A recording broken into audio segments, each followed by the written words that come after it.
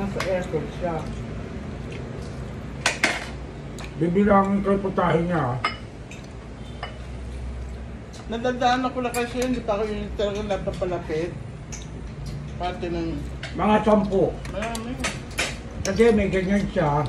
Meron pa siyang pinakbit. Nakita ko eh. Meron siyang sinigang na... Yun, ito nga, sabaw na to. Sinigang na ulo, bangus, yung mga bangus.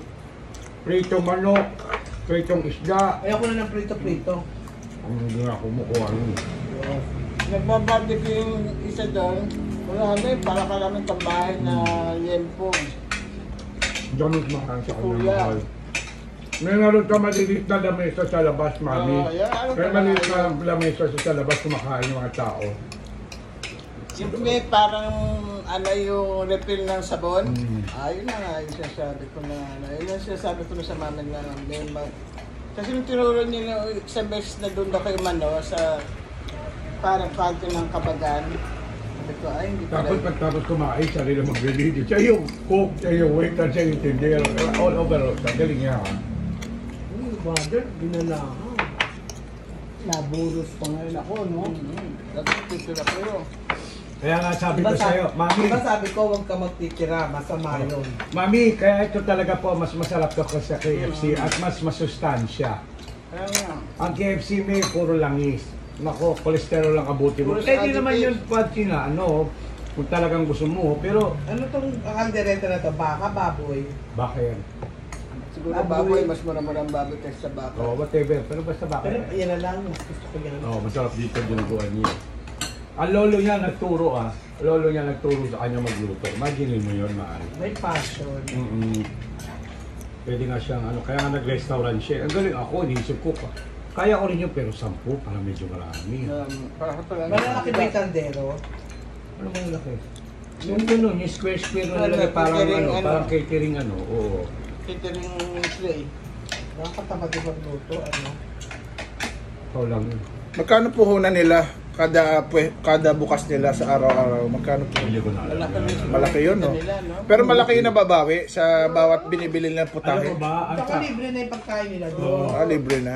alam mo ba, ang sabi nila te, pag nag-restaurant ka raw talaga at kumain ka sa restaurant, sabi nito ng mga ano ng mga expert din sa yung mga may ano, ang puhunan is only 30% of your material. So, ang material mo yung mga gulay, mga karne, gano'n. Kaya pag sinerve na sa iyo yung pagkain sa restaurant, 70% na tubo nila ron. Ganon, kalaki ang tubo. Kaya ang 101 buffet na sasabihin mo na maski eat all you can, hindi sila nalulugi. Di ba? Para nasawa ka na nga sa ano, mas Oo. mabuti pa. Tapos hindi pa nila alam na ang mga ibang tao hindi naman talaga malakas kumain. Makatikim lang, nabubusog na nga, di ba? Oo. Totoo, ako nag-maximum of 2. Ano lang yan? Ako 3. Ang tao kasi sa atin, kasi minsan pag gutom na gutom tayo, yung mata natin kasi masyadong excited. Ano na yan, Pero, kumbaga napag-aralan na nila yan, strategy na ganyan. oo. Yung Jollibee, ganun din. Jollibee, tama, dinudumog. Magkano lang ang puhunan dyan? Sumalok lang naman ang importante dyan. Wala naman ibang, may beef ba dyan? Wala. May pork ba dyan? Spaghetti. Pork yung hotdog nila. Pork lang. Pagluluto, makakatipid ka talaga pag marunong ka kagaya namin yung Maribig. May isang linggo namin, 200 na lahat ang nagastos ko. Yung 200, may gulay, may prutas. May prutas na ako, mami. For the whole week ha, saging. Kung ano yung mga ano namin, ano yung oranges, yung mga ano. Ay, Kaya, bumibili pa ako ng pakwan. hindi siguro gusto ng mami. Gusto mo ba yung ganito? Ayoko. Ayoko na eh. Ano gusto Pero mo? gusto ko lang ano. Ano gusto mo? Ano Ano gusto lang, mo ano ulam? ulam nga para pagka barbecue, si Miss Barbecue. Hindi, ang gusto na rin variety kasi. Oo nga, pero ano nagustuhan mong ulam? Baka, Lahat, masarap. ito, baka ano ka. Alam mo na yung bisog. Alam mo na yan yan. Alam ko na yung pinagbibilihan Ito niya. ang runner eh.